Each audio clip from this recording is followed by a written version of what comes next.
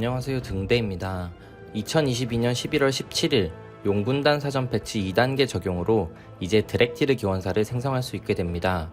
오랜만에 새롭게 추가되는 직업과 종족인 만큼 종족 특성이나 특성 트리에서도 블리자드가 공을 들인 모습을 볼 수 있습니다.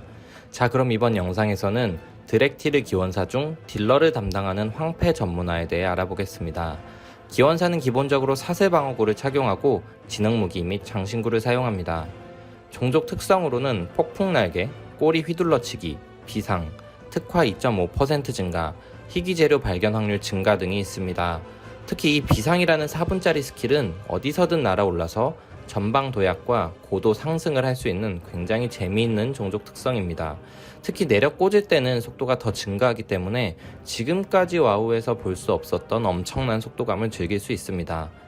또 대륙을 완전히 탐험하면 익숙한 하늘이라는 종족 특성으로 해당 대륙에서는 비상 스킬의 쿨이 1분 감소한다는 특징도 있습니다.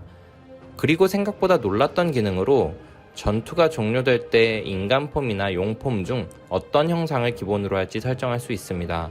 인간폼을 기본으로 설정하면 전투 중에는 용으로 변신하지만 끝나면 자동으로 다시 인간이 되는 것이죠. 용과 인간 모두 다양한 커스터마이징이 가능합니다.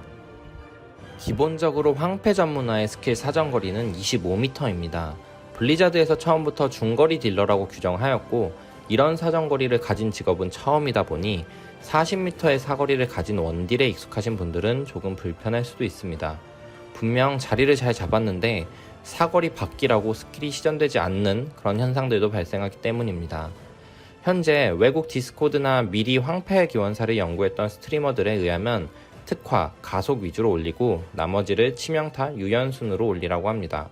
참고로 황폐 기원사의 특화 능력치는 거물 사냥꾼으로 상대의 체력이 높을수록 공격력이 증가하는 효과입니다.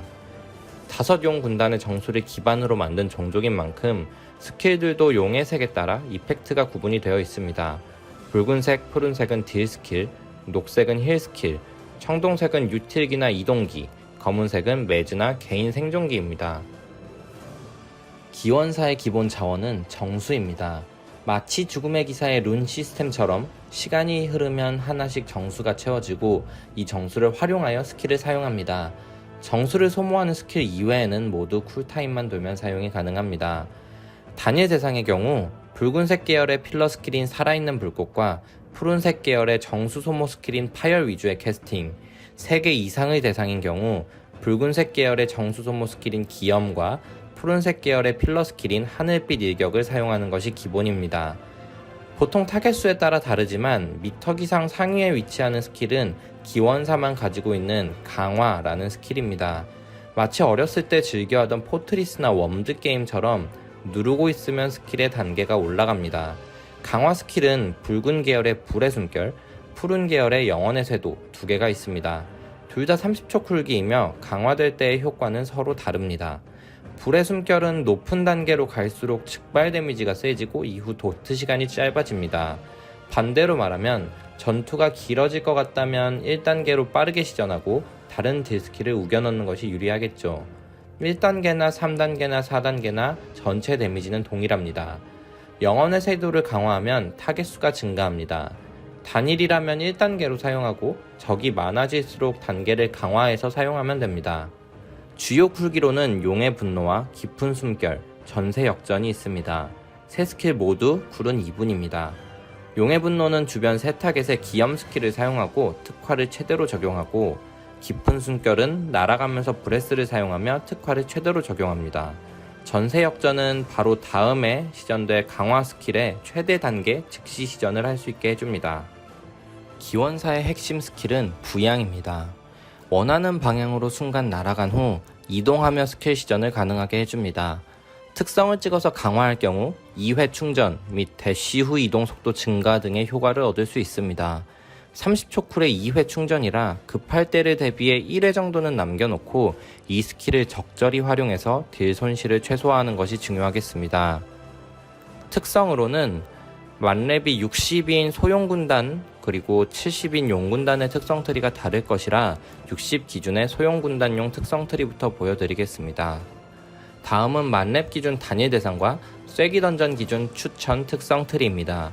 단일 대상에서는 산산이 부서지는 별이라는 단일 데미지 증가 스킬을 통해 최대한 강한 딜을 우겨넣는 방식이고, 쐐기에서는 영혼의 쇄도 타겟수 2배 증가와 기염 공격력 증가 등을 통해 광딜에 힘을 주는 모습입니다. 단일 대상 전투 시의 정수는 파열로만 소모합니다. 살아있는 불꽃의 도트 데미지는 3중첩을 유지하고, 공짜 살아있는 불꽃과 공짜 파열이 함께 돌아왔을 때는 파열부터 소모해줍니다. 영혼의 쇄도는 당연히 1타겟이니 1단계, 불의 숨결은 3단계 유지해주시면 됩니다. 2분 쿨기인 용의 분노 사용 후 강화 스킬을 쓰면 쿨기 버프 6초 연장 특성이 있습니다. 용의 분노 쿨이 거의 다 왔다면 강화 스킬은 조금 아껴두시는 편이 좋습니다. 산산이 부서지는 별은 쿨마다 돌리되 데미지 증가 버프 6초가 남아있을 때 파열이나 영혼의 쇄도 스킬이 들어갈 수 있게 설계해주시는 편이 좋습니다. 단일에서는 깊은 숨결은 잘 사용하지 않는 편이나 포지셔닝을 위해서는 사용하셔도 좋습니다. 다중 대상의 경우에는 불의 숨결이 최대한 많은 대상에 맞을 수 있도록 자리 잡는 것이 중요합니다. 생각보다 좁은 부채꼴이기에 최대 사거리인 25m 가까이에 자리 잡을수록 넓어져서 맞추기 쉽습니다. 영혼의 쇄도는 최대 대상에 맞게 최대 강화 단계로 시전하시면 됩니다. 앞서 말씀드렸듯 정수 소모는 기염으로, 필러기는 하늘빛 일격을 써주시면 됩니다. 용의 분노로 받는 특과 효과가 끝나면 깊은 숨결을 사용하는 것이 효과적입니다.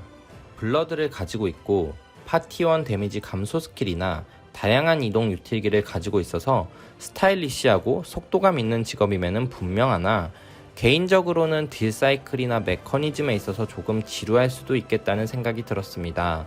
허나 이펙트가 화려하고 부양 스킬을 잘 활용한다면 좋은 성능도 기대해 볼 수 있을 것 같습니다. 그럼 오늘의 영상은 여기까지입니다. 자, 용의 섬에서 뵙겠습니다.